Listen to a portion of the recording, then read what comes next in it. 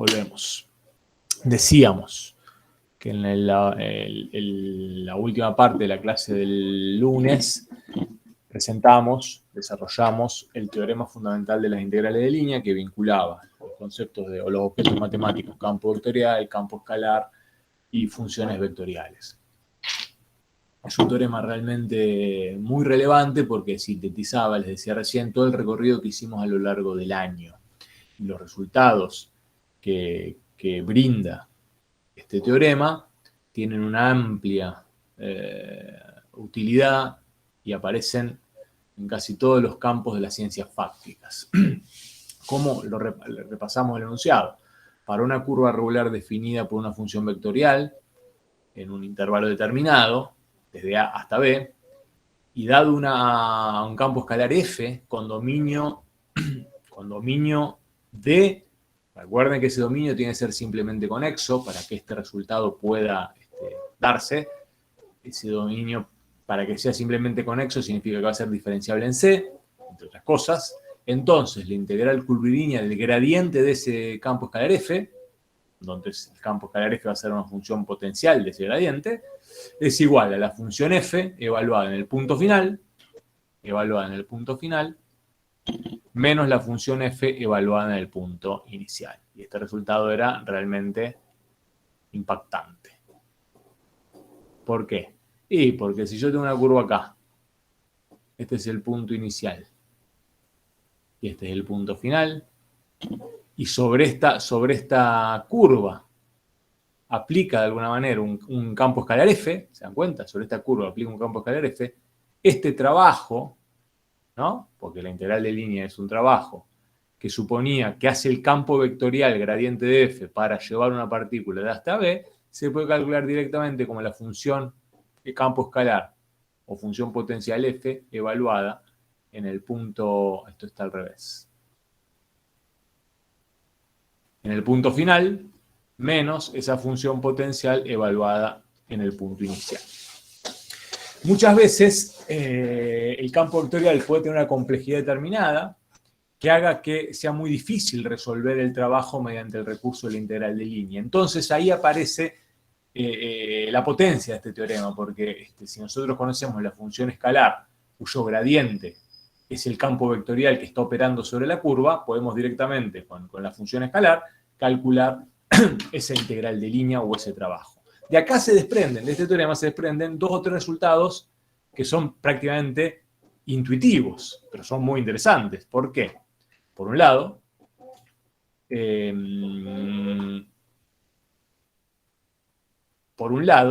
este resultado acá está en consonancia con la idea de que la integral de línea de un campo gradiente va a ser independiente de trayectoria, porque si solo depende del punto final y el punto inicial, no importa cómo uno va desde A hasta B, porque el resultado va a ser siempre el mismo.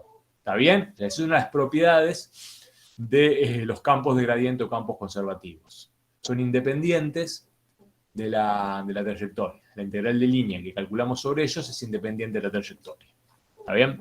Otro resultado interesantísimo, que lo había detectado muy bien una compañera el otro día, es que, claro, la integral de línea así vista, o así presentada mediante el resultado que arroja este teorema, también es un cambio total, porque es una diferencia, ¿no?, entre las imágenes de un campo escalar entre los puntos. Es un cambio total de la función potencial F. Depende lo que significa la función potencial F, uno va a interpretar el resultado de ese cambio total, ¿no? Pero es un cambio total. Y es interesante eso porque no nos corre lejos. O sea, este teorema fundamental de la integral de línea está en línea, valga la redundancia, con los grandes teoremas fundamentales del cálculo que nosotros habíamos definido para la función de una variable. Que básicamente que la integral definida era el cambio total. Bueno, acá también tenemos una integral definida, porque la integral esta que estoy calculando está definida sobre un arco o sobre una curva determinada. No es una integral indefinida la que estamos calculando. Bueno, entonces tiene que llevar el proceso a un cambio total. Y de hecho nos lleva a un cambio total. Lo que pasa es que ese cambio total está un poquito escurridizo en términos de su interpretación, porque hay que vincularlo no a la función que estoy integrando, sino a la función campo escalar. O sea, que estamos vinculando dos objetos matemáticos de naturaleza diferente, pero en ese contexto y forzando un poco la interpretación, el gradiente de f acá, ¿qué vendría a ser en relación a la función potencial f? ¿Qué les parece? Piensen en los teoremas de la integral de una función de una variable. ¿Qué integrábamos para rescatar ese cambio total? ¿Qué es lo que integrábamos? La derivada. Sí, la derivada era una velocidad o una razón de cambio. Bueno, entonces acá el gradiente de la función potencial vendría a ser como una especie de velocidad. Y está bien, porque el gradiente, entre comillas, es una especie de velocidad. Porque el gradiente, ¿qué es? Y el gradiente es un campo vectorial formado por la derivada parcial con respecto a la variable x de la función potencial y la derivada parcial con respecto a la variable y de la función potencial. O sea que hay dos derivadas en ese gradiente.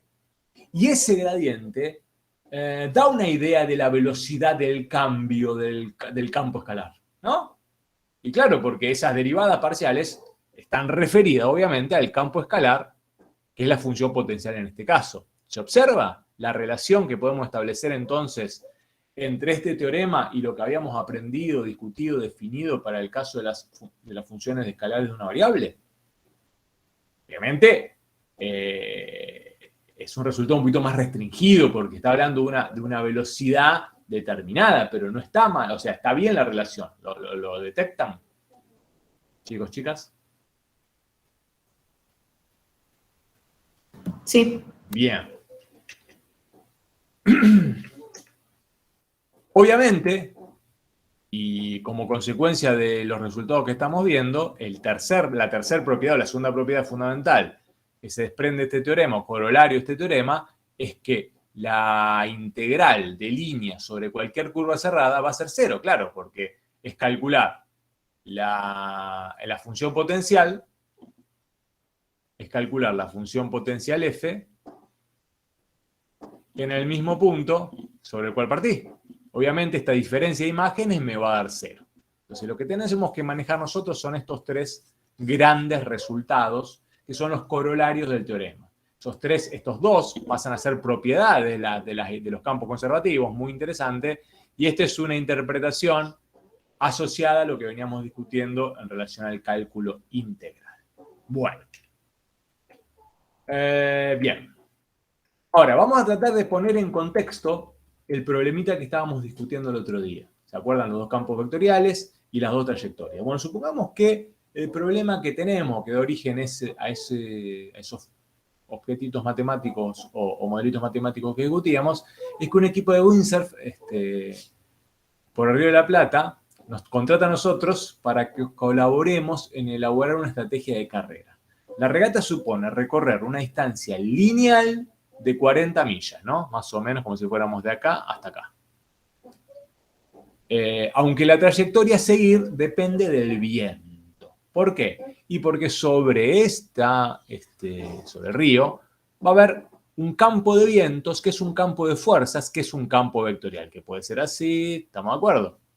O sea, el viento define líneas de flujo que pueden tener determinadas características. Bueno, pasa lo siguiente. La carrera puede llevarse a cabo durante un domingo o el siguiente, dependiendo de las condiciones climáticas.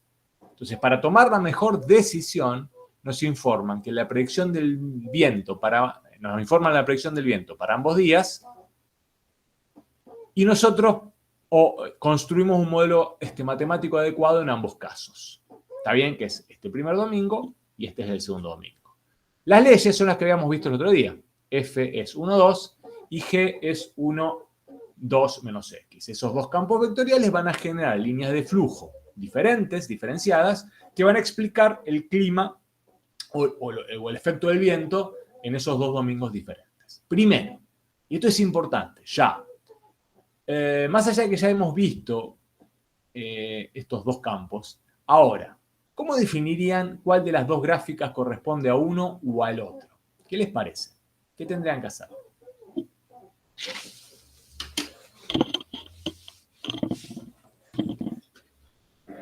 Y analizar los vectores, pero la del segundo son constantes. Sería claro, o sea que para el segundo campo, o para F, para el campo F, para cualquier par XY siempre devuelve el mismo vector, que tiene componentes 1, 2.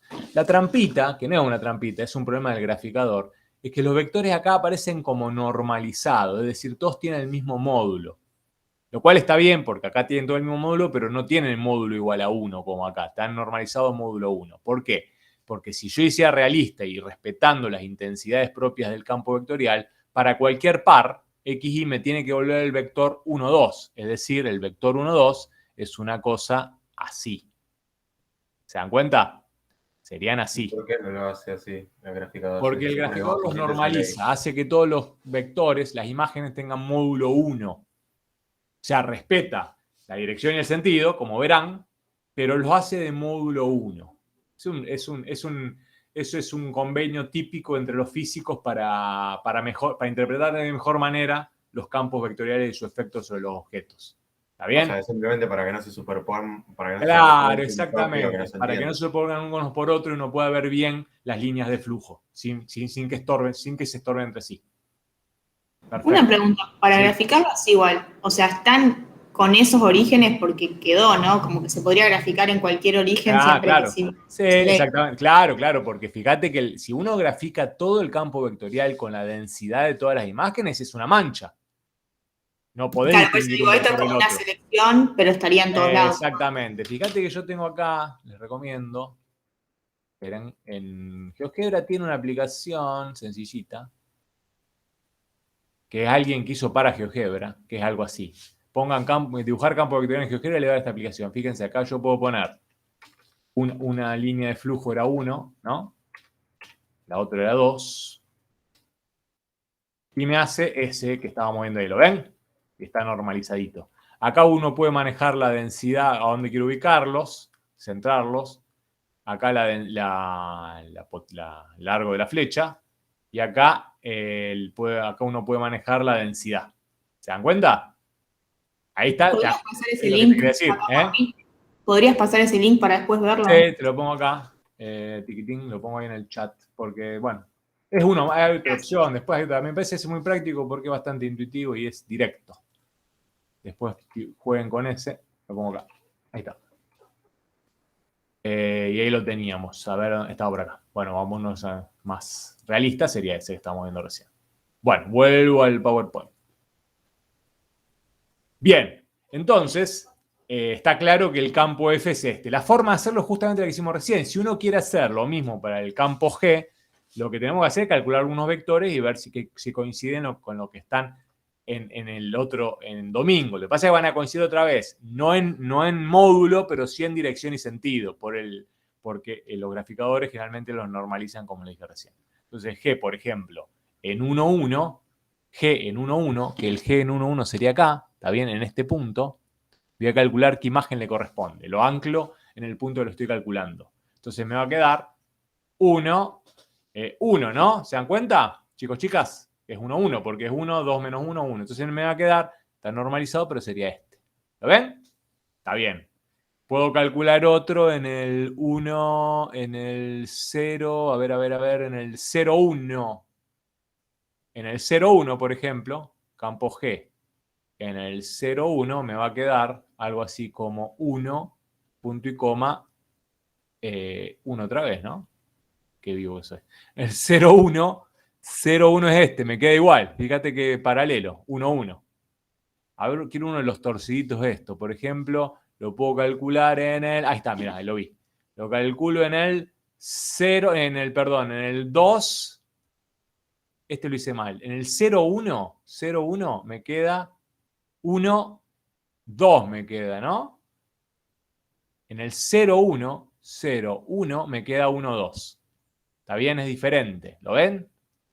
Es diferente. El 1, 2 es más así. Tiene otra inclinación. Y en el 2, 0, que es el que quería hacer, que era este, me va a quedar en el 2, 0 me va a quedar 1, 0. Digo bien, ¿no? En el 2, 0 me va a quedar 1, 0, que es este que está acá. ¿Lo ven? ¿Se dan cuenta, chicos, chicas? ¿No te queda 1, 2? ¿Cómo? Si es 2, ¿no te queda 1, 2 si es 2 menos 0? 1, 2. No, porque me queda, es 1 y cuando va la X va el 2. Sí, perdón. Hay que tener cuidado con las leyes, porque eso sí marea bastante, porque uno juega libremente con eso. Entonces te queda el 1, 0. Bueno, este enfoque, este ataque de cómo atacar el problema, sí, casi siempre forma parte de las actividades con las que nosotros evaluamos si aprendieron o no el concepto. Por eso me quería detener específicamente cómo encararlo. Y se encara de esta manera, no hay mucha más magia. Hay que empezar a hacer pruebas y explorar las imágenes que devuelve un campo y el otro y ver cuál encaja con cuál. Por eso quiero que quede claro este primer análisis. ¿Estamos de acuerdo con esto?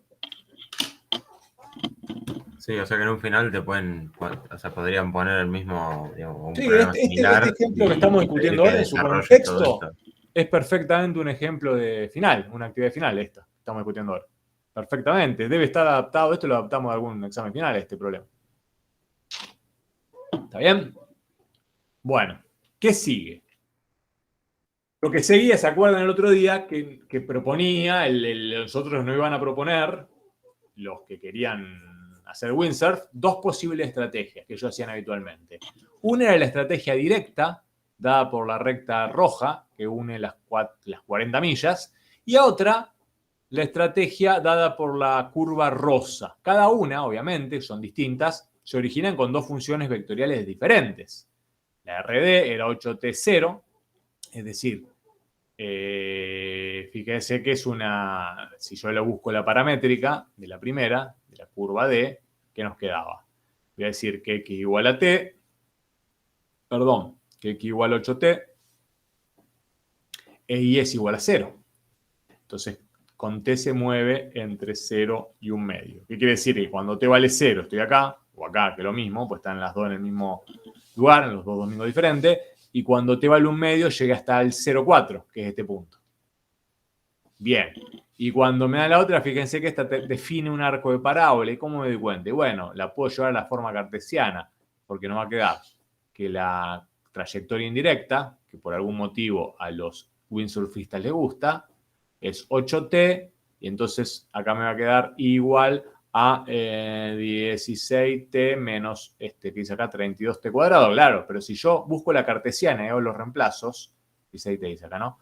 Me va a quedar igual. X vale 8T, ¿no? Entonces acá me va a quedar que T vale X sobre 8. 16 por X sobre 8, ¿se dan cuenta? Menos 32, dije que T vale X sobre 8, entonces va a quedar X cuadrado sobre 64. Entonces de acá nos va a quedar que en forma cartesiana ese arco de parábola tiene la forma 2X menos 32 sobre 64 es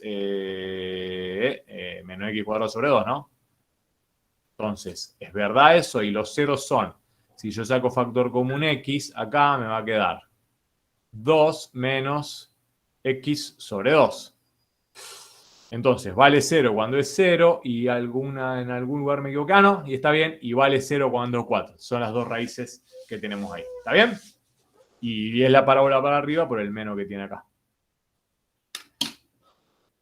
Esto que hice recién acá es el ABC, lo que van a tener ustedes para proseguir con el problema, para poder dibujar las gráficas, porque una cosa se la podemos dar, generalmente no le vamos a dar los dibujitos, le vamos a dar solamente las funciones vectoriales que definen las curvas. A partir de ello tienen que encontrar las formas cartesianas y representarlo en el gráfico con el sentido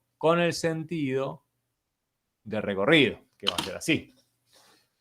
Bueno, activamos.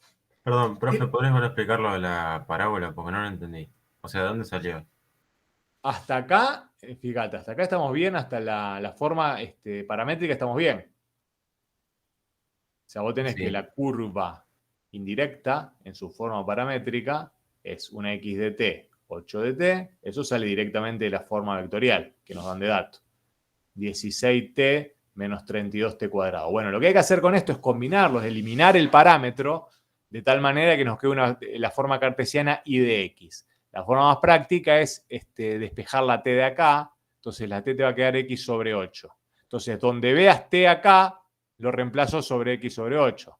Esto implica que y va a ser igual a 16. ¿Está bien? Y así sigo hasta el final.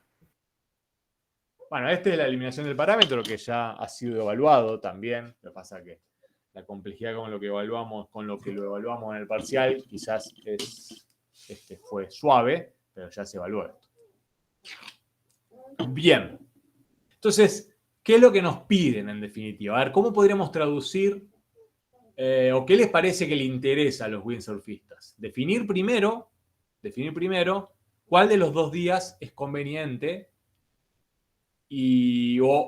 o cuál de las 2 trayectorias son convenientes, ¿no? O sea, que habría que hacer 2 cálculos diferentes. Para cada día, hacer un cálculo sobre las trayectorias y definir qué le conviene y qué no le conviene a los windsurfistas. Pero ¿qué es lo que le conviene y qué es lo que no le conviene? ¿Qué le parece?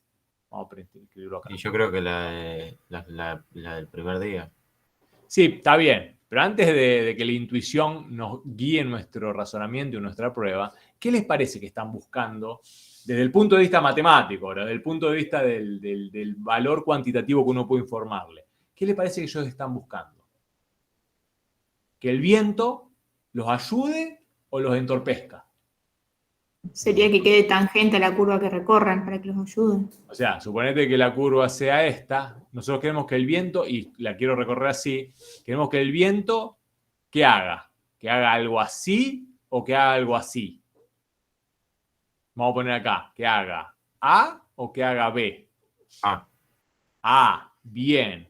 Y que haga un A lo más, ¿qué? Lo más tangente, como dijo la compañera de la curva, ¿no? Claro, porque al final ya no te sirve. Digamos, estaría como bastante más abierto que el punto final. O sea, que nos queda algo así, ¿no? ¿Sería lo ideal? ¿Está bien? Claro, pero digo, si fuera una parábola, ese A al final ya no te sirve tanto. Bueno, claro, exactamente. Pero ¿por qué nos parece, ahora también tratamos de traducir desde el punto de vista de la integral de línea y del trabajo, qué implica este resultado? ¿Qué es lo que está pasando acá? ¿Se acuerdan que uno para aproximar el trabajo, para ir desde A hasta B, ¿no?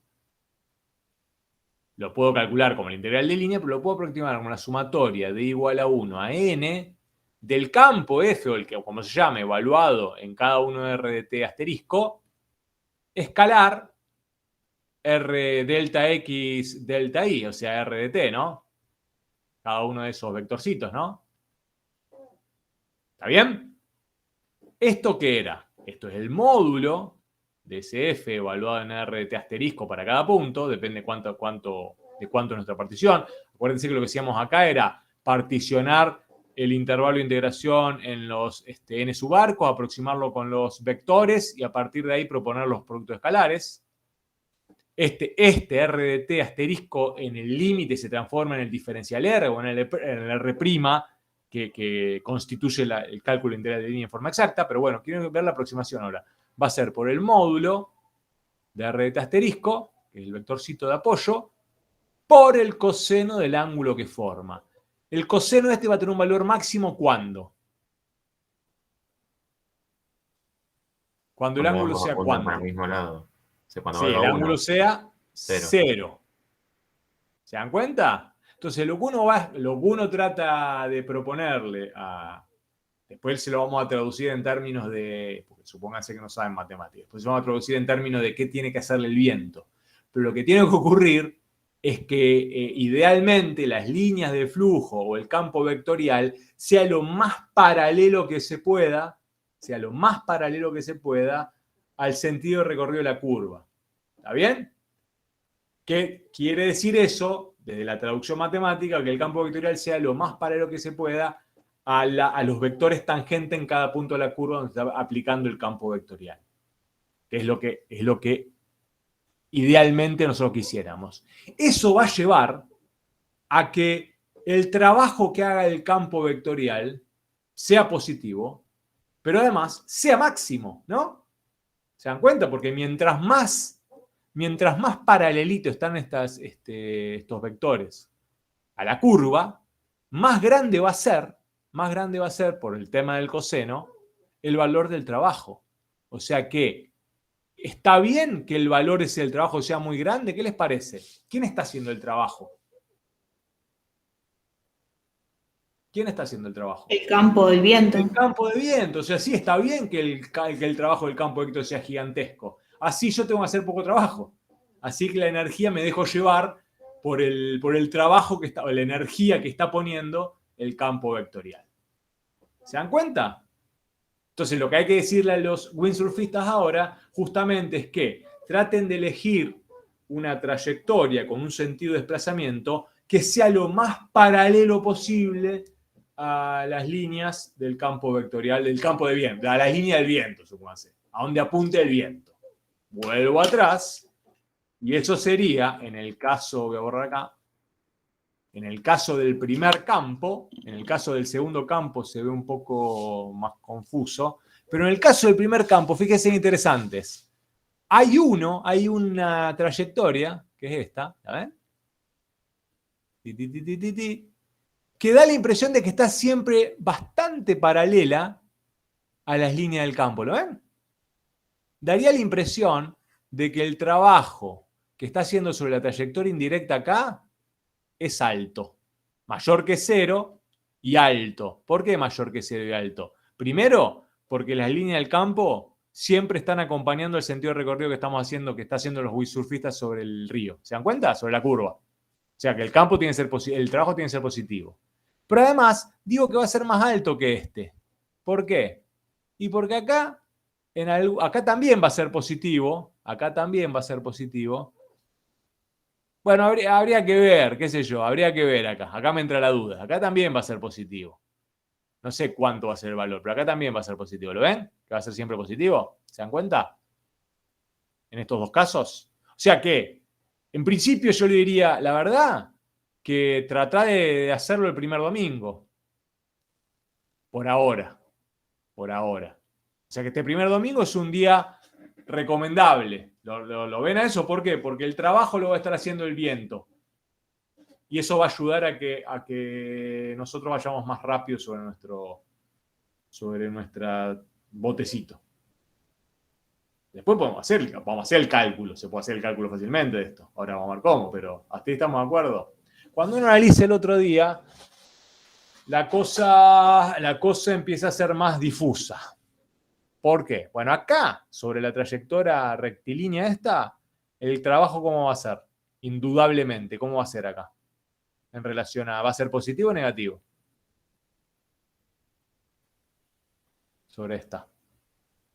Positivo, porque nunca... Positivo, no hay duda. No hay duda de va a ser positivo, porque en todos lados, en cada caso, el ángulo que forman los vectores del campo vectorial y los vectores de desplazamiento o sus vectores velocidad, eventualmente, en la formulita de cálculo, van a ser menores que 90 grados. Ahora, acá estamos seguros, y acá ya la cosa empieza a ser más incierta, ¿no? Porque en el primer pedazo, hasta acá, supónganse, más o menos acompañan, ¿no? ¿Está bien? Traten de anclar los vectores sobre la curva y traten de hacer vectores tangentes para definir claramente el ángulo que están formando, pero ahí no hay duda que esos ángulos son menores de 90 grados. Sin embargo, cuando ya me pasé del otro lado, la cosa se pone más peliaguda. ¿Lo ven? Los ángulos parece que empiezan a ser mayores a 90 grados. Por lo tanto, ahí no puedo asegurar a simple vista, de manera aproximada, cuál va a ser el trabajo que está haciendo el campo vectorial. ¿De acuerdo? ¿Estamos de acuerdo ahí? Igual, una pregunta. No lo puedes asegurar, pero sí lo puedes suponer. O sea, suponés que el trabajo va a ser negativo, te va a costar más. Sí, pero del primer pedazo hasta acá va positivo, más o menos. Por eso. ¿Está bien? Acá se empieza a ser negativo. O sea que globalmente o en promedio no sé cuál va a ser el resultado. No son indubitables como estas tres situaciones, en donde no había ninguna línea del campo formaba un ángulo mayor que 90 grados con los vectores tangentes, los vectores de posición, desplazamiento sobre la curva. ¿Se da cuenta la diferencia? Sí, ¿podría llegar a ser 0? Podría llegar a ser 0. Eso no significa nada en principio, pero podría llegar a ser 0. O sea que el trabajo global promedio que hace el campo del viento sería 0. Con lo cual no te conviene. Está bien. Por ahora, uno tendría que recomendarle y traten de hacerlo sobre el primer domingo, porque cualquiera sea la trayectoria que elijan, el trabajo está haciendo el campo de vientos, los va a ayudar. Ahora, ¿qué va a terminar de definir todo? Y el valor concreto de ese trabajo, el valor de ese integral de línea. ¿Está bien? Y para eso podemos calcularlo. Y esto creo que lo habíamos calculado, ¿no? Porque, ¿cómo lo calculábamos? Vamos a repasar con el primer, ¿se acuerdan? El trabajo se calcula de esta manera. Ya lo discutimos largamente. No lo vamos a aproximar como esa sumatoria de productos escalares, sino que lo vamos a calcular con la fórmula de cálculo que nos lleva a que esos vectores, para que aproximan a cada subarco, directamente en el límite empiecen a ser los vectores tangentes en cada punto analizado. Entonces, lo que había que hacer era tomar la curva, que era esta, buscar R', vamos con la directa, que es esta de acá abajo, ¿no? Buscar R' de T, que ¿cuánto nos va a quedar? 8, 0, ¿no? Obviamente el intervalo es el mismo.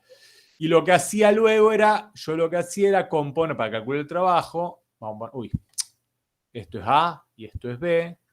Para calcular el trabajo de ir de A hasta B es la integral sobre la curva C de, que llamamos acá, de F en R de T diferencial R. ¿Está bien? Y esto es igual entonces a la integral entre 0 y 1 medio. Acuérdense que los valores del parámetro T son los que sobre los cuales vamos a estar integrando, porque nos va a quedar todo esto una función que depende del parámetro T cuando hagamos el producto escalar y la composición, y luego el producto escalar, perdón. Y cuando pongo F en R de T, recuerden, F en R de T es porque estamos calculando el campo sobre coordenadas de puntos que están definidos por la curva R de T. Entonces puedo hacer la composición. Bueno, en este caso es lo mismo, es 1, 2, porque no están involucradas las variables en las componentes escalares. Entonces nos va a quedar acá el vector 1, 2. Escalar, R' de T, diferencial T, y R' de T era 8, 0, diferencial T. Bueno, acá nos va a quedar la integral entre 0 y 1 medio de 8 diferencial T, que en definitiva es 8T evaluado entre 0 y 1 medio, que es 4. Ese es el trabajo que hace el campo.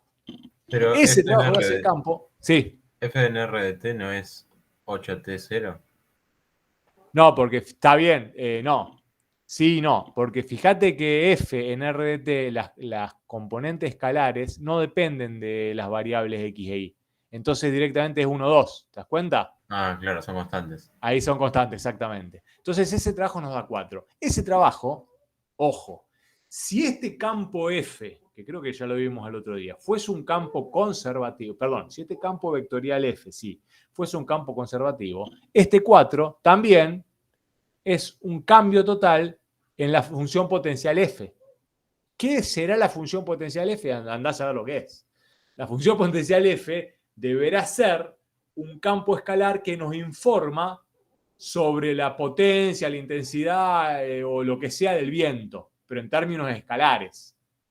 Y ese campo potencial o ese campo potencial F, esa variación en el campo, va a coincidir con un trabajo, con el trabajo que hace el gradiente de ese campo F. Esto es cierto y es interesante y es un resultado de la física clásico que vincula energía potencial con trabajo, porque esto en verdad lo que nos está dando, por ejemplo, es la variación de energía potencial, es el trabajo que hace el campo potencial, Entonces ese delta E es el cambio total en la energía y esa energía es un campo escalar. Y entonces estamos vinculando el campo escalar con el gradiente, con el campo vectorial gradiente que nos permite calcular el trabajo. Es muy, pero muy interesante, pero escapa un poco a los objetivos de la materia. Pero quiero mencionarlo porque pone sobre relieve ese vínculo interesantísimo que hay entre campo vectorial y campos escalares.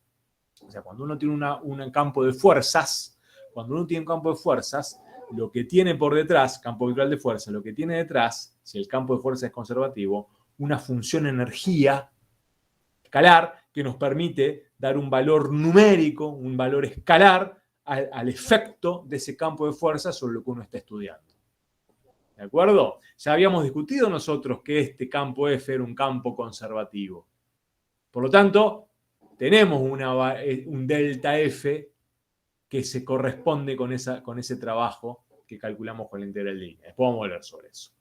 Ahora, este valor de 4 nos permite decir también que el viento realiza trabajo sobre la partícula acompañando y colaborando con el movimiento. Pero podríamos, en este caso en particular, no poner la palabra en promedio, ¿no?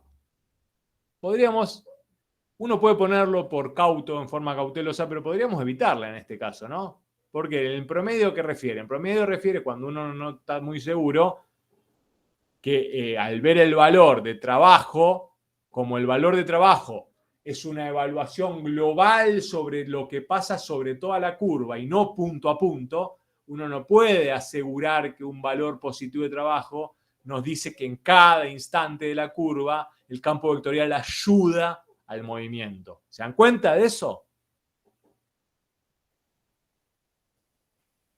Chicos, chicas.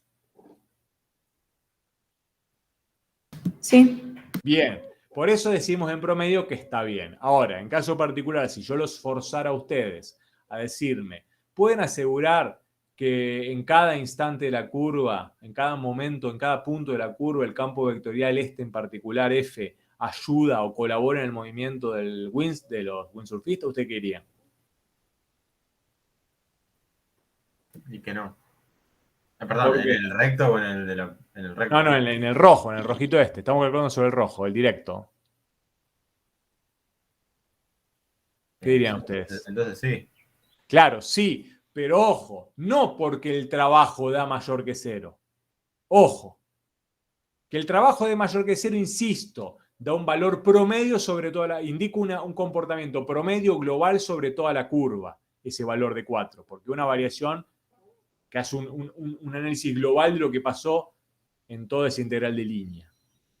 Ustedes pueden decir que les parece que en cada momento de la curva el campo vectorial ayuda al movimiento por esta interpretación que hacemos de los ángulos que están formando las líneas del flujo de campo con los vectores tangentes a la curva. Son dos cosas complementarias en un punto, pero que nos están dando información diferente. ¿Está bien? Bueno. Si quisiéramos calcular sobre el otro pedazo, creo que es este, acá está, sobre la trayectoria indirecta, haríamos lo mismo. Sobre la trayectoria indirecta, la función vectorial es esta. Cuando buscamos el R' de t, nos va a quedar 8, punto y coma, 16 menos 64t. ¿Está bien? Ya empieza a ser más fea.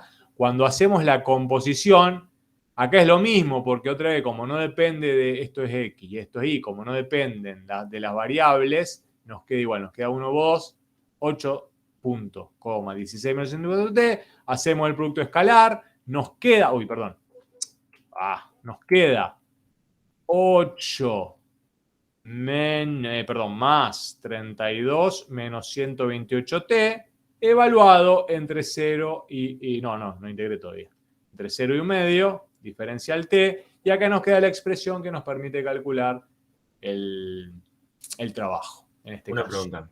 Sí.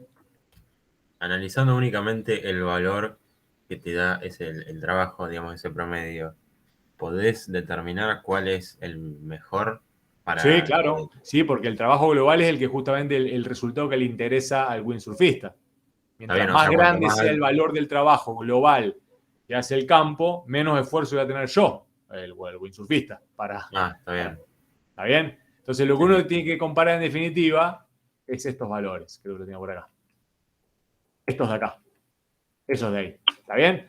Este que calculamos sobre este campo nos da 4 y 4. Y este da 4 y 17,3. Entonces, ¿cuál día le propondrían ustedes a los windsurfistas y qué trayectoria le recomendaría que hagan? El primer día de la trayectoria parabólica. Es exactamente, el primer día de la trayectoria parabólica. Una pregunta de la diapositiva anterior. Sí. No termino de entender por qué dice, si yo sé que el campo es constante, digamos, que siempre van a tener esa dirección los vectores, ¿por qué no podría asegurarlo? Si yo sé que nunca un vector va a ir de repente para el otro lado, porque No, la pero ley me estamos dice... hablando de la indirecta, de esta acá. Claro, pero digo, igual yo los veo y sé que nunca van a cambiar de dirección. Fíjate que por ejemplo, este de acá, cuando Ahí vuelta ya el te puedes llegar tangente, a ya te formar. cambió el ángulo y acá ya queda más grande, ¿te das cuenta? Ojo con eso. Traten de anclar los vectores sobre la curva para Claro, tener claro, una por eso del referencia. medio. Ahí ya empieza a ser incierto el asunto. De todas maneras, cuando vos calculás el trabajo, ahí asegurás cuál es el signo. Lo que pasa es que tenés que hacer el cálculo. En el otro caso no hacía falta hacer el cálculo. Ya solamente viendo la relación entre los vectores implicados, uno podía tener una muy buena idea de cuál era el signo. ¿De acuerdo? Otra Sí, pregunta. sí. Sí. Perdón, hoy estoy... digamos, ¿podrías, no sé cómo hacerlo, o sea, evaluar el trabajo en cada instante de tiempo? O sea, integrar el trabajo, porque esto es un promedio. Claro. Podrías hacer... No, podés, en cada instante de tiempo no. Lo que vos podés hacer en cada instante de tiempo es la composición de F R de T. Vos podés evaluar el campo, en este punto. Y vos podés evaluar cuánto vale el campo en este punto. Por ejemplo, F en el valor de T asterisco, o sea, acá tengo un valor de T asterisco, vos evaluás esto acá, ¿no? Te genera este punto de la curva con la función vectorial R en T asterisco. Entonces vos evaluás cuánto vale R en T asterisco. ¿Está bien? Y eso te va a dar un valor. Ahora, ¿qué va a significar ese valor? Y ese valor va a significar, bueno, si eso te da un vector, suponete, que en este caso te da, no sé, bueno, acá te da siempre 1, 2, ¿no? Pero no importa. Si te da este vector, y bueno, este vector va a tener una interpretación en función de qué significa ese vector. En este caso, un vector da la idea de que si el vector tiene un sentido, que lo podés dibujar, que acompaña la curva, y vos podés decir que en ese punto el campo está ayudando te está ayudando a recorrer la curva. Y ya está, ¿no? Hasta ahí quedás, a este quedás. Podés calcular el módulo de este vector ahí. Y el módulo de este vector ahí te va a dar la intensidad del viento en este punto, ¿te das cuenta? Si yo calculo el módulo de F en R de T asterisco, en este caso puedo pensarlo como la intensidad, que me queda raíz de 5, la intensidad del campo del viento en ese punto, raíz de 5. ¿Qué es raíz de 5? No sé, dependerá de la unidad del problema, bueno, pero sí, se puede ir calculando. Lo que no estoy calculando ahí, no estoy calculando un trabajo o una integral de línea. Estoy evaluando el valor del campo en ese punto, encuentro el vector, la imagen que me devuelve, y al calcular el módulo puedo evaluar una intensidad, puedo informar una intensidad. Está bien, raíz de 5. Listo. En otro punto puede ser lo mismo. Si me da más grande, puedo decir que en ese otro punto el campo tiene una intensidad más notable y si acompaña también al sentido de recorrer la curva, es decir que esa intensidad más notable también me está ayudando a mí en mi recorrido. Pero son eso, ¿se entiende? Está bien, pero a lo que yo iba es, o sea, si podés calcular el trabajo en todo el intervalo de 0 a 1 medio, que es todo el dominio de la función, Sí. ¿por qué no podrías particionar ese intervalo? Ah, no, sí, calcular más pedacito seguro, calcular de acá para acá, de acá para lo que quieras. Claro, y Ser, calcular, digamos, como el trabajo total y no en promedio. A eso es a lo que voy. lo que pasa es que el trabajo total, ¿qué intervalos tomarías? Es medio una decisión difícil. Y lo tenés que hacer diferencial. Bueno, pero lo que pasa es que ahí está en una situación medio de. Estás calculando una derivada, estás calculando la derivada de una composición, en verdad. Estás calculando otra cosa, porque si yo quiero calcular en este punto, vos querés calcular en un punto, suponete, o muy cerquita de un punto. Pero la integral como concepto no la definimos para calcular cambios instantáneos. Muy interesante lo que estás planteando, porque acordate que la integral nosotros la definimos para calcular cambios totales, cambios globales. Para calcular cambios instantáneos usamos la derivada. Y vos lo que querés calcular es una derivada. No, quiero calcular la integral en todo del No, trabajo, sí, pero en lo todo que el está trayecto. bien, pero desde el punto de vista conceptual, lo que vos estás calculando ahí es una derivada, o querés calcular una derivada, porque querés calcular un cambio instantáneo. Si vos querés calcular el trabajo en cada instante de t, estás calculando en definitiva una derivada. cambio instantáneo, no un cambio total. La integral la construimos nosotros para calcular cambios totales. ¿De acuerdo? Está bien. Gracias. De nada, nada. Bueno, bien. Teníamos acá y habíamos llegado a este resultado. Lo que yo les pido es que para practicar ahora, antes de pasar a la discusión más de tipo teórica, traten de ver cómo llegamos a este resultado. ¿Qué cuenta tuve que hacer para llegar a este resultado? A ver si podemos afianzar la mecánica del cálculo. Ya vengo ya.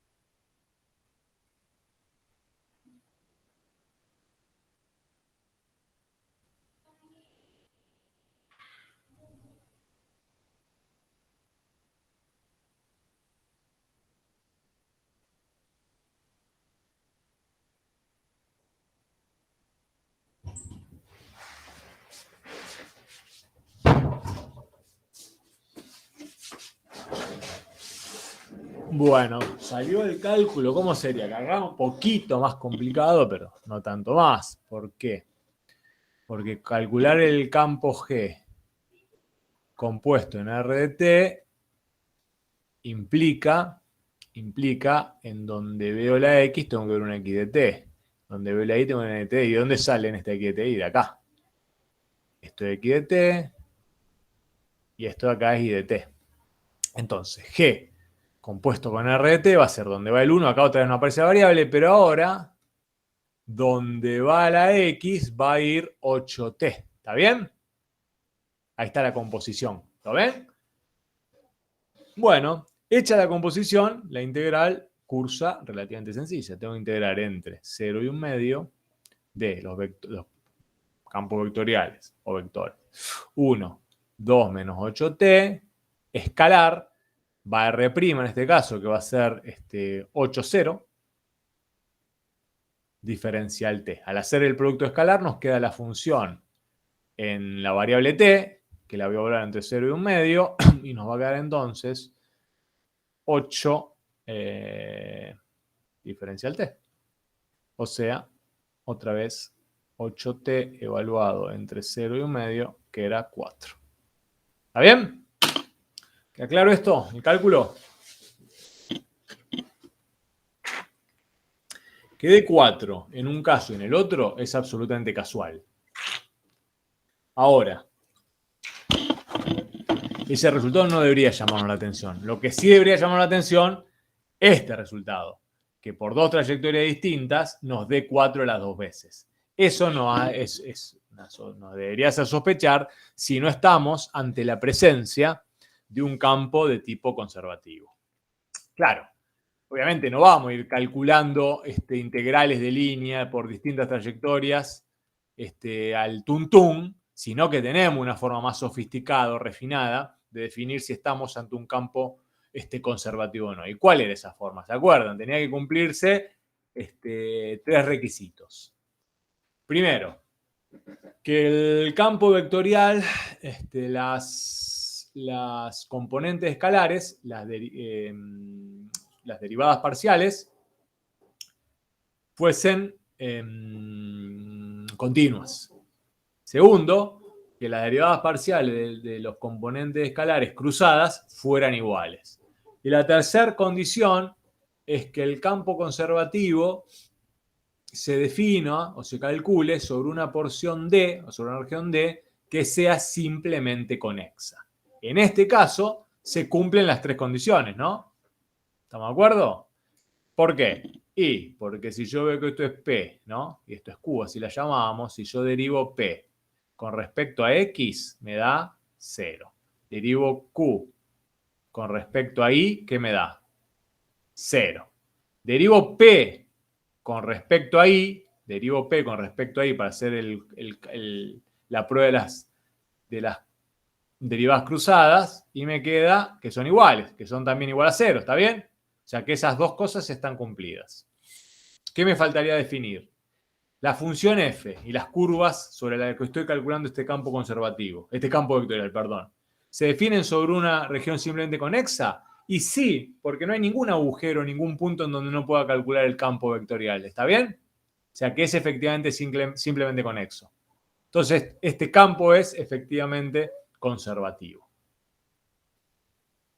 ¿Está bien cómo debemos operar o proceder en el caso para verificar si un campo es conservativo o no?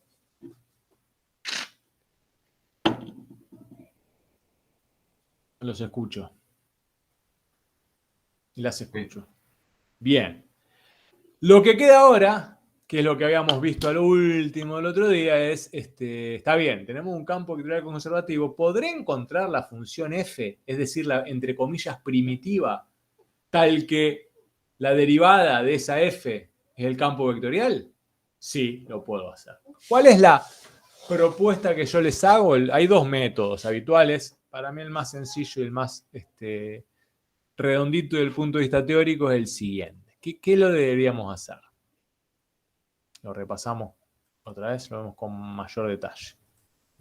Deberíamos tomar el campo vectorial, que creemos, sospechamos, que sabemos que es conservativo, y entonces escribirlo como tal, como el gradiente de una función f potencial. Ese gradiente de una función f, entonces, ¿qué va a ser? La primer componente es la derivada parcial de la función potencial con respecto a x, y la segunda componente es la derivada parcial de la función potencial con respecto a y. En este caso, esas derivadas parciales son 1 y 2. ¿De acuerdo? Entonces, para encontrar la primitiva f, entre comillas, que es un campo escalar, puedo tomar cualquiera de estas dos derivadas parciales e integrarlas con respecto a la variable que la implica, la que no deje constante. Acá definimos y constante, entonces integro con respecto a x. Entonces nos va a quedar acá la integral de 1 diferencial x, que nos va a dar x más una constante, pero como la otra constante no la impliqué en este proceso, va a depender de la variable que yo no vi, en este caso, que es di. Entonces, hasta ahora tenemos una forma parcial de lo que es la función potencial. Es x más una constante que depende de y. Lo que yo recomiendo en este caso, que es la forma que a mí me gusta más hacerlo, es, una vez que llegue a este punto, juego con el otro dato que tengo. ¿Qué otra cosa sé yo? Y yo sé que la derivada parcial con respecto a y es igual a 2. Eso quiere decir que si yo tomo esta función potencial incompleta que encontré y la derivo con respecto a y, ¿no? ¿Qué nos va a quedar? 0 más c' de y. Esto tiene que ser igual al dato, que es 2. ¿Está bien? ¿Me siguen hasta ahí? ¿Hasta ahí siguen el procedimiento? Sí, irías igualando los componentes. Claro. ¿Y ahora qué hago? Y ahora tengo que encontrar quién es c de y. Lo que pasa es que yo tengo que la derivada de c de y es igual a 2. Entonces, ¿qué tengo que hacer ahora? Integrar, ¿no? Para sacar la derivada con respecto a la variable y. Integro con respecto a la variable y. Entonces, ¿qué nos va a quedar acá? 2i más una c que ya no depende de ninguna variable, que es la constante que me define el conjunto de primitivas de la función potencial que explica este campo vectorial. Y entonces la función potencial f que estaba buscando, o el conjunto de funciones potenciales f que estaba buscando, que pueden explicar, una de las cuales puede explicar este campo vectorial, va a tener esta forma. X más 2y más c. Y puedo verificar si no metí la pata. Y verifico fácil, porque si yo busco la derivada parcial con respecto a x, me queda 1, ¿no? La derivada parcial con respecto a y me queda 2. Entonces, sí, efectivamente, el gradiente de esta función potencial se corresponde con el campo gradiente, que era el dato. ¿Lo ven? Es lo interesante y lo que notó muy bien con las compañías el otro día. Claro, como siguiendo la lógica y la potencia y la consistencia de los resultados teóricos que estuvimos discutiendo desde que arrancó el segundo trimestre, cuando yo hago el proceso de integración, como es indefinido el proceso de integración, tengo que recuperar un conjunto infinito de funciones. Y es verdad, tengo un conjunto de primitivas. De estas, una va a ser la que explique este campo específico. Para eso necesitaré tener un dato extra. Que bueno, no vamos a ir tan a fondo, no se preocupen, pero lo interesante es que tiene que aparecer este conjunto infinito de funciones, este conjunto de primitivas. Necesariamente, porque tiene que ver con el desarrollo de lo que venimos discutiendo. ¿De acuerdo? O sea, si te dieran un valor inicial, podrías calcular C. Claro, si me dijeran, por ejemplo, no sé, que la función f, que me da la temperatura del viento, por decir algo, ¿no? O que me da la intensidad del viento, en el punto 00 vale 5, yo sé que C vale 5. ¿Te das cuenta? Entonces ya tendrías la función potencial acorde a la condición inicial que tiene el problema. Pero lo que pasa es que acá está vinculando un campo gradiente, una función potencial, empieza a ser un poquito más difusa esa relación. Porque te tengo que dar una condición inicial de la función potencial, no una condición inicial del campo de gradientes. Son dos cosas distintas. Están vinculadas, obviamente, están atadas con el resultado teórico y el teorema que estamos discutiendo, pero como los objetos matemáticos son de una naturaleza bastante diferente y el problema empieza a ser un poco más complejo para bajarlo a tierra, no vamos generalmente a pedirle que rescaten la función potencial que explica el campo vectorial que estamos estudiando. Sí, por ahí en términos abstractos, sí. En términos abstractos, perfectamente. Te lo puedo dar. Pero acá, pensarlo en el contexto de un problema es un poquito más rugoso y difícil de hacer. Nos quedamos contentos que puedan hacer este desarrollo que hice acá recién, que lo puedan hacer en distintas actividades y contextos. Eso sería lo ideal. Es lo que vamos a pretender. Que puedan siempre rescatar la función potencial de un campo conservativo. Que puedan rescatar, siempre el conjunto de primitivas del campo conservativo. Eso tiene que poder hacer. Bien. Ahí estaba. Si es cierto que este es el campo conservativo, y acá viene lo interesante, deberá ser cierto, entonces, que la integral de línea, y tenemos otra forma de calcular la integral de línea o el trabajo. ¿Por qué? Porque la integral de línea de esta, que nos daba 4, es lo mismo que el campo f evaluado en el punto final, que era que es el punto 4, 0, ¿no? Menos el campo evaluado en el punto inicial, que es el 0, 0. Y claro, el campo me va a quedar, fíjense, 4 más 0 más c, me va a quedar 4 más 0 más c. Como estoy haciendo un barrow, la constante va a desaparecer. Entonces acá me va a quedar, después en el punto 0, 0 me va a quedar 0 más c. Las constantes se van y el resultado es 4. Y siempre va a ser 4. Porque justamente la integral es independiente del camino por propiedad del campo conservativo. Y es mucho más fácil. Obviamente calcular esa integral de línea, ¿lo ven? Obviamente eso vale solamente o aplicar este teorema solamente lo vamos a poder hacer para campos conservativos. Muchas veces, por ahí, la forma que tiene el campo vectorial, si es un campo gradiente, la estructura algebraica es tan compleja que lleva a que el cálculo integral sea muy difícil. Sin embargo, en ese caso, para evitar esa dificultad algebraica, uno puede mucho más fácil quizás rescatar la función potencial y evaluar integrales de línea directamente con la función potencial, que es mucho más sencillo, hacer la diferencia entre dos valores. Y ahí radica la magia y por qué es interesante siempre hacer el esfuerzo de poder rescatar esa función potencial. Cuando uno va a analizar lo que le pasó al campo G, claramente el campo G no es conservativo. ¿Por qué? Y porque si yo hago, acuérdense, lo pienso como P y lo pienso como Q. Si yo derivo P con respecto a I, me da 0. Si yo derivo Q con respecto a X, me da menos 1. Son distintas. Ya con esto alcanza para decir que el campo G no es conservativo. ¿Está bien?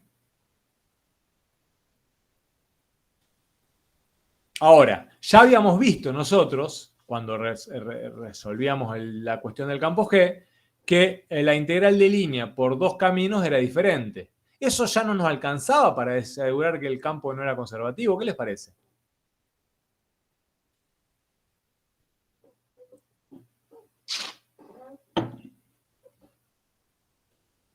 O sea, estábamos tomando la integral sobre la curva del campo G, diferencial R, y que se supone que es calcular el trabajo de A a B, y esto nos daba con una curva 4 y con otro 16. Si fuese conservativo, sería como pedir que la función potencial G en B menos la función potencial G en A veces da 4, y que la función potencial G en B menos la función potencial G en A veces da 16, lo cual es una incoherencia absoluta, ¿no?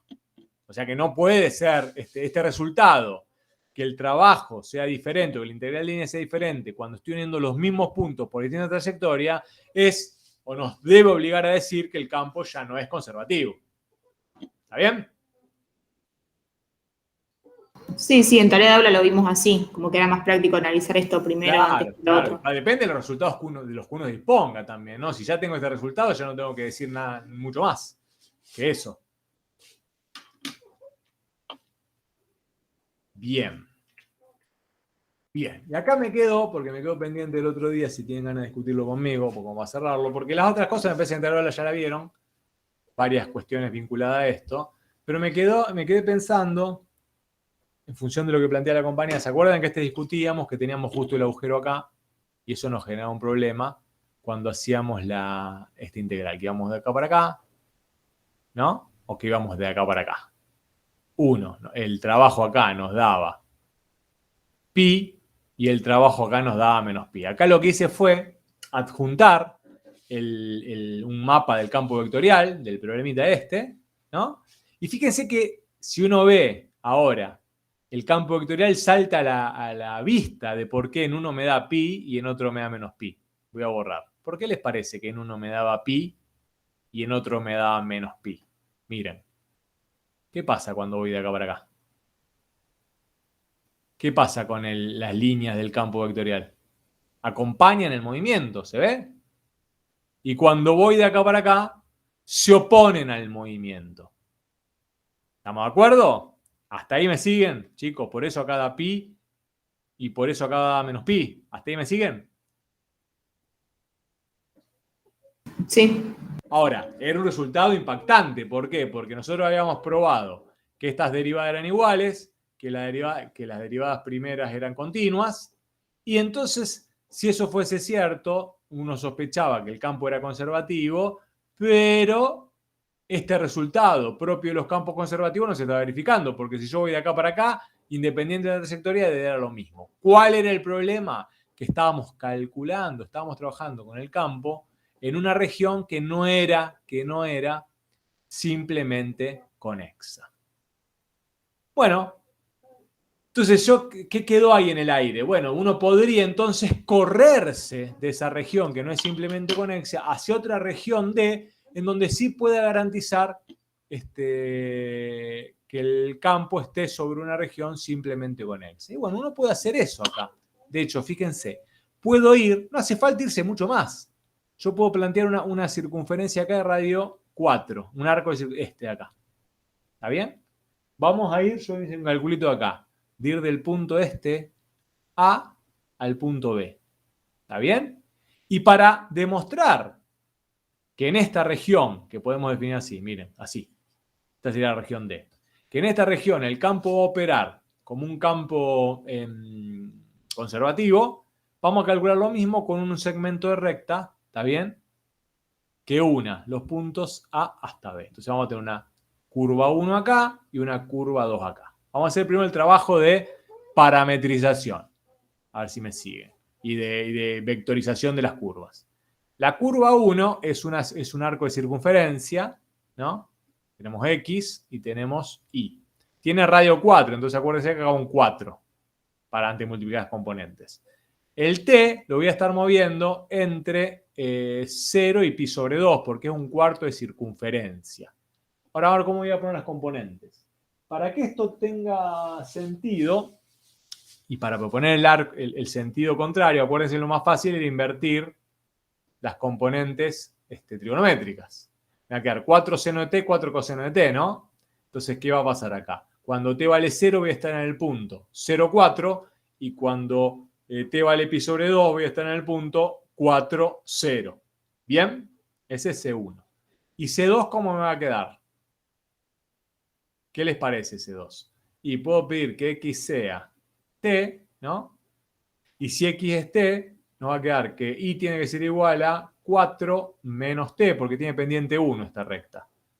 Para que esto valga, el T se va a estar moviendo entre 0 y 4. ¿Está bien? ¿Me acompañaron en la parametrización de esas curvas, chicos, chicas? ¿Hasta ahí vamos?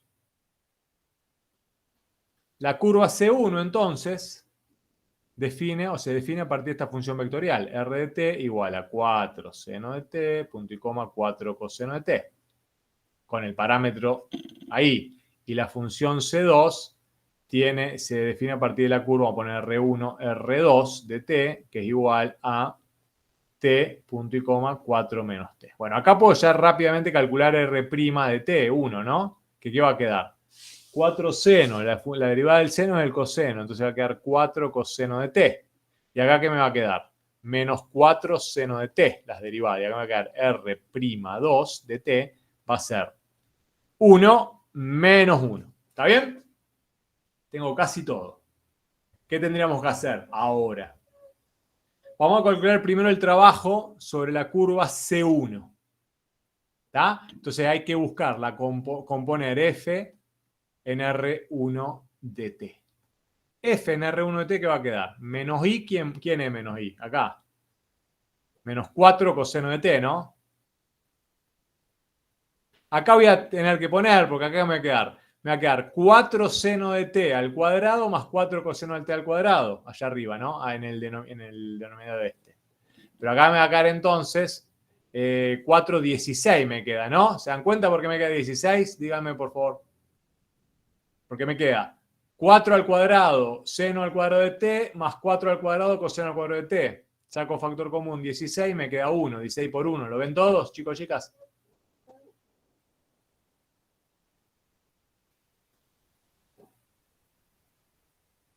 ¿Sí o no? Sí, creo que sí. Bien. Acá el 16 va a quedar igual.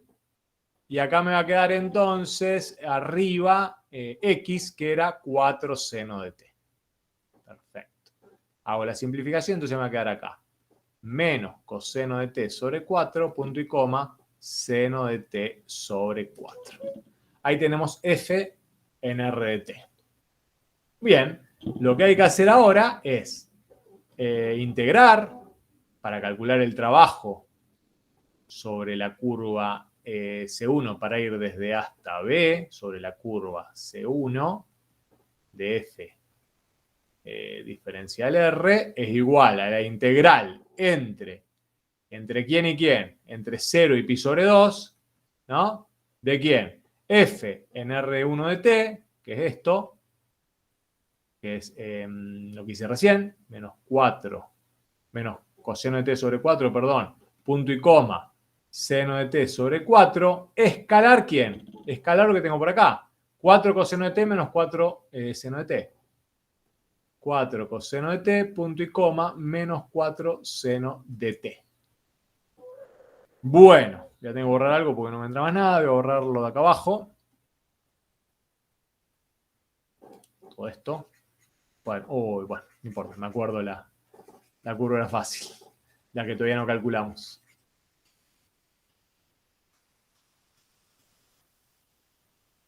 Bueno, tenemos ese resultado ahí y hacemos la cuentita. Cuando hago la cuentita, ¿qué me va a quedar? Es igual a la integral entre 0 y pi sobre 2 y me queda, fíjense, menos 4 seno de coseno sobre 4 por 4 coseno de t, o sea, me queda menos coseno de t cuadrado.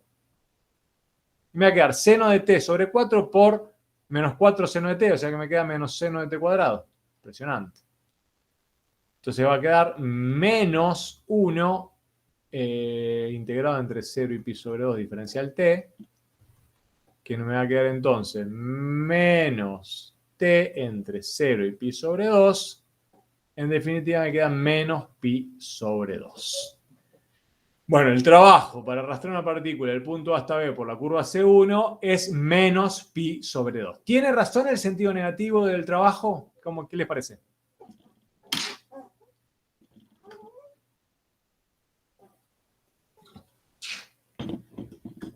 ¿Tiene o no tiene sentido?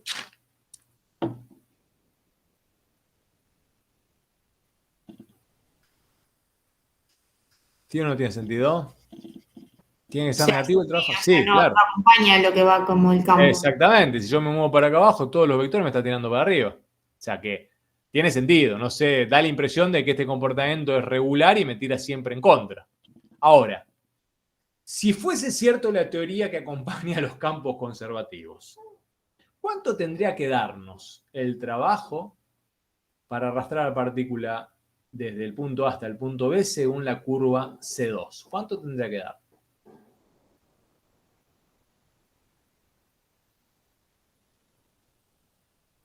Lo mismo. Claro, lo mismo. Bueno, vamos a ver si es cierto que da lo mismo o no. Si no, tenemos un problema gigantesco. Porque todo lo que venimos discutiendo tiene alguna falla catastrófica. Esperemos que no dé lo mismo. Pero ahí vamos a tener que arremangarnos. Claro, porque la expresión no se va a simplificar ahora, porque no tengo términos trigonométricos que podemos usar la identidad y simplificar la historia. Ahora cuando calculamos f en R2 de t, la cosa es más fea. Cuando la tenía por acá, R2 de t, dijimos que era t, punto y coma, 4 menos t. Entonces, cuando veo acuérdense que el campo lo pongo por acá, porque por ahí esa notación antigua no es muy simpática, era menos i sobre x cuadrado más y cuadrado, punto y coma, x sobre x cuadrado más y cuadrado. Bueno, cuando veo i, ¿qué veo? Veo esto de acá, ¿no? Veo 4 menos t, pero tengo un menos, ya que me queda t menos 4. ¿Está bien? El tema es que acá veo x cuadrado, que es t cuadrado, pero acá me queda i cuadrado, o sea, me queda 4 menos t al cuadrado, punto y coma. Acá se empieza a poner fea la historia. Entonces, cuando veo x, veo t, y cuando veo acá abajo veo lo mismo, t cuadrado más 4 menos t al cuadrado. Ahora tratar de operar un poquito con esta expresión para simplificarla. Acá me va a quedar t cuadrado, ¿no? Más 4 al cuadrado, 16, menos el doble producto, porque tengo menos acá, o sea, menos 8t, más t cuadrado, ¿no? Entonces, ¿qué va a quedar acá? ¿Qué va a quedar? Va a quedar algo así como 2t cuadrado menos 8t más 16. ¿Está bien? Entonces voy a borrar esos denominadores y voy a poner los que van. Trabajados un poquito algebraicamente para ordenar la historia. ¿Qué va a quedar? Me va a quedar 2t cuadrado. Voy a poner antes de olvidarme. Pero que voy a borrar acá. Ahora eso también. Entonces va a quedar. Puedo sacar factor común 2 si quiero, ¿no? Porque está en todos lados. Puedo sacar factor común 2. Me va a quedar 2t cuadrado menos 4t más 8. Y acá va a quedar lo mismo. 2t cuadrado menos 4t más 8. Bueno, ahí hicimos la composición. pero no terminó el problema, recién empieza. Porque una vez que hicimos la composición, tenemos que proponer la integral haciendo el producto escalar de f compuesta con r por r' de t, diferencial t.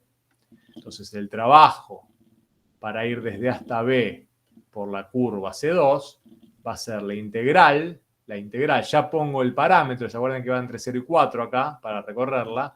Entonces pongo acá t menos 4, punto y coma.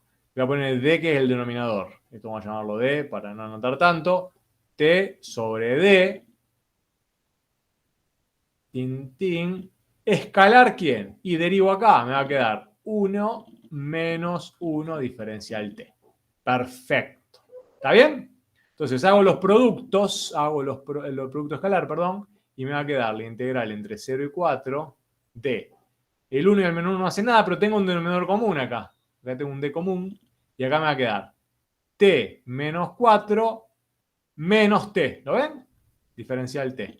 Entonces, voy a llegar a un resultado muy simpático, entre comillas, que es el siguiente. La integral me va a quedar la integral de integral entre 0 y 4 de menos 4 sobre 2 veces t cuadrado menos 4t más 8 diferencial t. Tacho el 2 con el 2 y me queda menos 2 sobre eso. Entonces acá, antes de hacer cualquier cosa, digo, che, qué fea pinta que tiene esto para lograr el objetivo que quería. Esa cosa que no tiene ninguna componente trigonométrica y que estoy operando entre 0 y 4, ¿cómo diablos me va a dar menos pi sobre 2? ¿Qué les parece? ¿Tiene sentido o tiene sentido? Si trabajan un poquito, si hicieron el que trabajó más exhaustivamente con los métodos, no hay método acá, sino que hay resultados, es una semidirecta esta.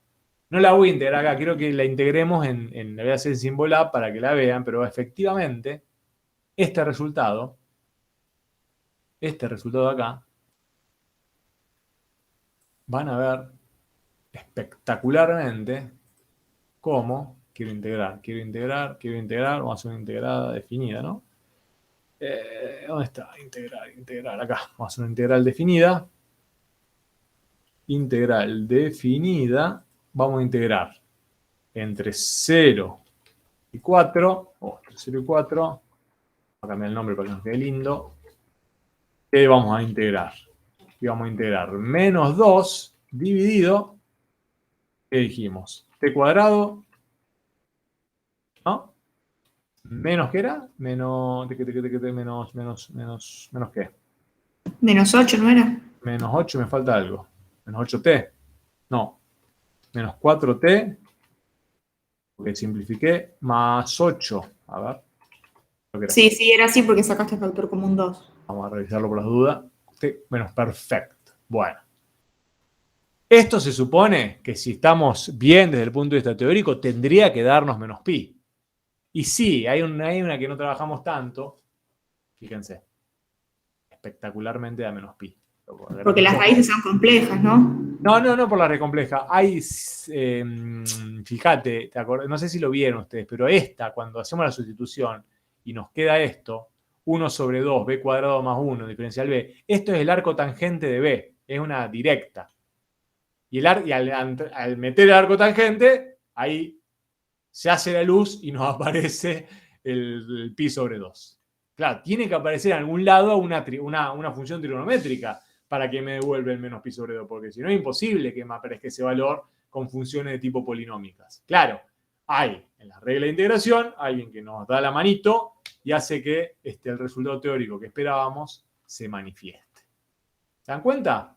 Entonces, como muy bien vio la compañera el otro día, al corrernos del 0,0, podemos definir una región D simplemente conexa en donde aparezca en toda su plenitud el campo conservativo con el cual estábamos trabajando. ¿Lo ven? Fíjense, para no perder el hilo, hay un problemita, no sé si lo discutieron en tarea de aula, que es este. ¿Lo vieron este? Típico también de examen. ¿Lo vieron, chicos, chicas? Que donde le damos un campo. Bueno, No le me damos, suena tampoco el hecho de 24. se analiza parecido. Mire, le damos un campo vectorial, inclusive la ley es medio parecida, y le preguntábamos indicar si en alguno de los siguientes conjuntos el campo vectorial F, es conservativo. Y le damos este conjunto y este conjunto. ¿Está bien? ¿Cuál es lo primero que hay que hacer para atacar este problema? Es ver dónde está el problema. Y el problema está, tengo que pedir que x por y más 1 sea distinto de 0, ¿no? Esto quiere decir que y sea distinto de menos 1 sobre x. ¿Está bien? Entonces, los pedacitos que uno tiene que excluir para que este campo vectorial pueda calcularse es la homográfica al revés, de este tipo, ¿no? ¿Está bien? Obviamente, se hacen el producto de las derivadas, le va a dar lo mismo, o sea, está todo bien, pero acá tenemos un problema bárbaro. O sea, que todas las regiones D que incluyan algo de esto van a tener problemas. ¿Está bien? Entonces, de estos tres, hay alguna que no lo incluye. De hecho, la única que no lo incluye es este de acá, donde x es mayor que 0. ¿Lo ven? O sea, este pedazo acá. En esta región, ese campo vectorial F se comporta como conservativo. En las otras, no, porque las otras definen este cuadrante y este cuadrante. ¿Se entiende un poco el espíritu de lo que le vamos a pedir en ese sentido? Me perdí un poco en el análisis. No, pero es igual, es el mismo análisis que hicimos antes. Lo que pasa es que acá tenés tres posibilidades. Lo primero que tenemos que detectar cuando atacamos un campo vectorial potencialmente conservativo es en dónde está definido, en dónde se puede definir. Y te das cuenta que no se puede se define en todos los en todo el R2 menos en esta hipérbola. Porque si y vale menos 1 sobre x, esto vale 0. Entonces tengo que excluir como potencial Claro, punto. son los dominios que no contengan esa asíntota. Claro, son los dominios, son los pedazos, las porciones, las regiones que no incluyan a las hipérbolas. A cualquiera de estas dos hipérbolas. ¿Está bien? Y las tres opciones eran, una era esta, que es la primera, esta de acá, la otra era este de acá, y la tercera opción era esta. Bueno, esta es la que va. Sobre esta región D, sobre el conjunto C que se define ahí, el campo vectorial se comporta como conservativo, porque se define ahí la región como simplemente con X. Y el campo vectorial cumple con las otras condiciones. Que hay que demostrarlo, obviamente, en hacer derivada parcial y van a quedar lo mismo. ¿Está bien? Bien. Fíjate, el ítem B nos pide que encontremos la función potencial. Entonces, para encontrar la función potencial, ¿qué habría que hacer? Habría que hacer lo mismo. Lo que pasa es que acá, bueno, acá está discutido ahí lo que mostré recién. Para encontrar la función potencial, tendrían que hacer lo que hicimos antes. Yo lo voy a hacer a mi manera, síganme, para que quede bien afianzado. Acá está hecho de una manera, lo mismo, pero ¿qué habría que hacer? Tengo la función f, ¿de qué forma tenía? El campo vectorial f era, ay, no me acuerdo, ¿está por acá? ¿Está por acá? ¿No está por acá? No lo veo en ningún lado. No lo veo, no, ¿por qué no tengo mano acá? Bueno, lo vuelvo para atrás. Acá está, la pongo acá. Voy a encontrar la función potencial, llamémosla g, tal que f sea el gradiente de esa función. Es y sobre x por y más 1, punto y coma, x. Obviamente ya comprobé que las derivadas cruzarán iguales, ya estamos en una región simplemente conexa. Hay que encontrar una función potencial g tal que el campo vectorial sea su gradiente. ¿Está bien? Esa es un poco la historia. Si es su gradiente, entonces esta componente escalar va a ser la derivada de g con respecto a x y esta componente escalar va a ser la derivada de g con respecto a y. Y ahí arrancamos, porque para encontrar entonces la función potencial g, x, y, voy a integrar a esta componente escalar g, en donde g constante la y, con respecto a x. Entonces me va a quedar acá la integral con respecto a x indefinida de y sobre x por y más 1 diferencial x. Entonces cuando yo integro esto me va a quedar, si mal no lo veo, y por el logaritmo natural del valor absoluto de x por y más 1 más c de y. ¿Está bien? ¿Me siguieron hasta ahí? Hizo lo que hice antes. Lo que pasa es que cuando integro con respecto a x, todo lo que no es x es constante. Entonces, como estoy integrando 1 sobre x, que es el logaritmo natural de todo lo que lo acompaña. Bueno, entonces, ¿qué digo ahora? Está bien. G de x es igual a esto. Ahora, si es cierto que el campo conservativo, la derivada de g con respecto a y tiene que ser igual a ¿quién? Al dato que estaba por acá, a esto. Tiene que ser igual a x sobre xy más 1.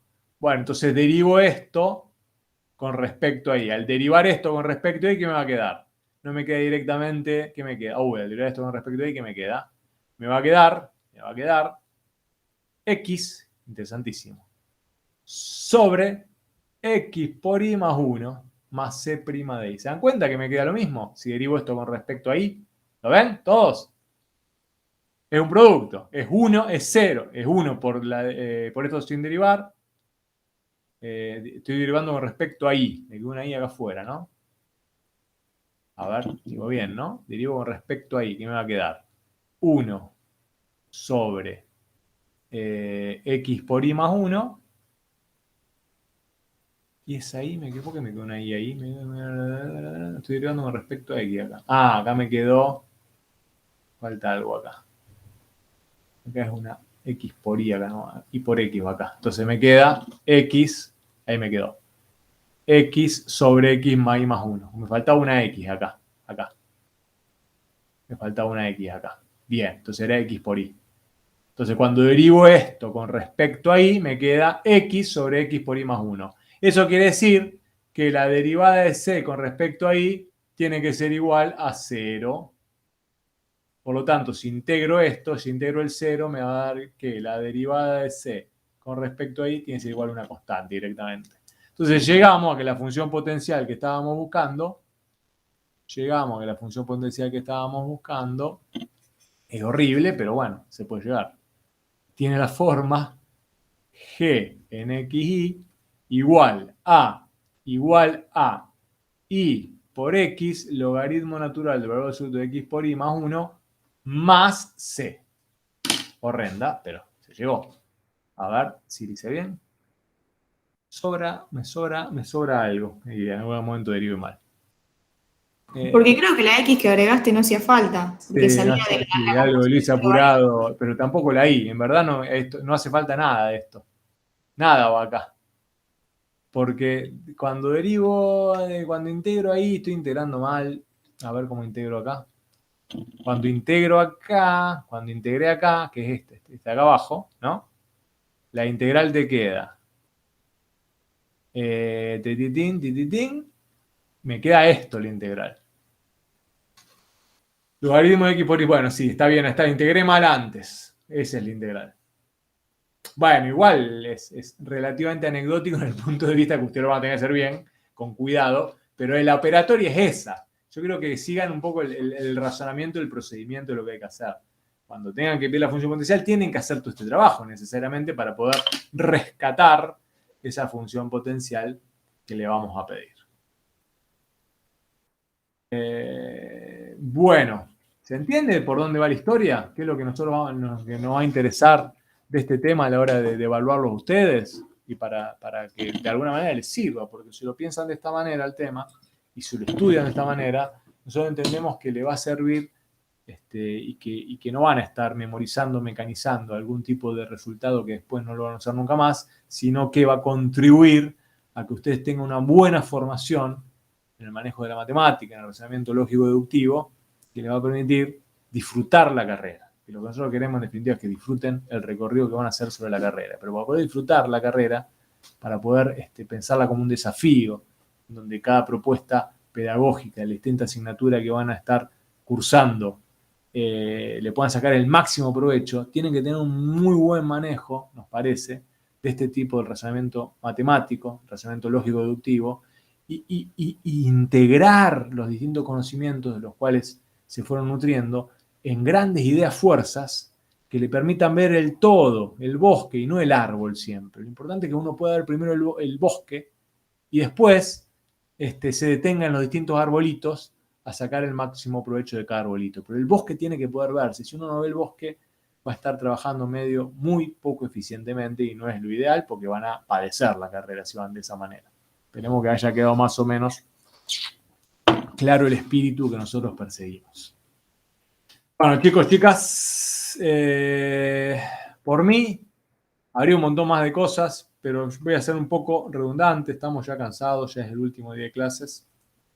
Yo los invito al que cuando preparen ya la materia,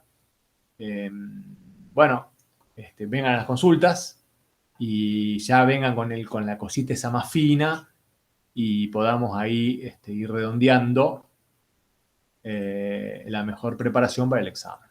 No sé si les queda alguna pregunta.